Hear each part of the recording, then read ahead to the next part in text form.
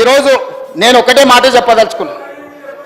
పొంగులేటి శ్రీనివాసరెడ్డి గారైనా రేవంత్ రెడ్డి గారి కుటుంబమైనా ఇందులో ఎవ్వరున్నా ఈరోజు సిబిసిఐడి ముందర మీరు ఆధారాలు పెట్టండి. అధికారులు అందరూ సభకు రాని చంద్రశేఖరరావు గారిని మొదట రాజీనామా పెట్టించండి. సిగ్గు లేకుంటే మాటలు మాట్లాడతారు. సిగ్గులేని మాటలు మాట్లాడితే నాకు కూడా చికాకు వస్తుంది అధ్యక్ష. సానానికి కూడా అర్థం ఉంటుంది. కోటి 10 లక్షల జీతం తీసుకొని సభకు రాకుండా ఇంట్లో ఉన్నాయననేమో రాజీనామా చేయడంట, జీతం వాపసు ఇయ్యడంట.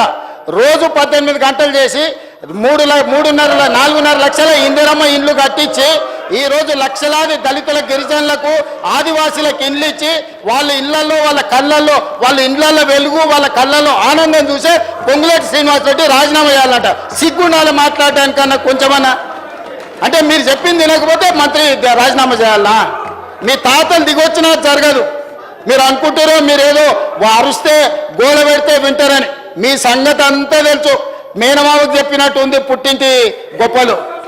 గురువింద కింద ఎంత నల్లగా ఉందో తెలియదు. వాళ్ళ కింద ఎంత నల్లగా ఉందో నాకు తెలుసు. నేను మొత్తం చూసి వచ్చినాను అధ్యక్ష. ఇక నేను ఎక్కువ చెప్తే బాగుండదు, చిట్టా ఇస్తే అసలు బాగుండదు. ఒకటే అధ్యక్ష, ఈరోజు నేను ఒక మాట చెప్పదలుచుకున్నా. రాజకీయంగా ప్రతిపక్షంగా వాళ్ళ అంశాలు లేవనెత్తడం, నిరసనలు తెలపడం, ధర్నా చేయడం, వాళ్ళు ఈ రకంగా ఏ డిమాండ్ చేసినా ఒక్క నిమిషం కేటీఆర్ గారు దయచేసి వినండి. ఇది వినాల్సిన సందర్భం. దయచేసి ప్లీజ్ ట్రై టు అండర్స్టాండ్.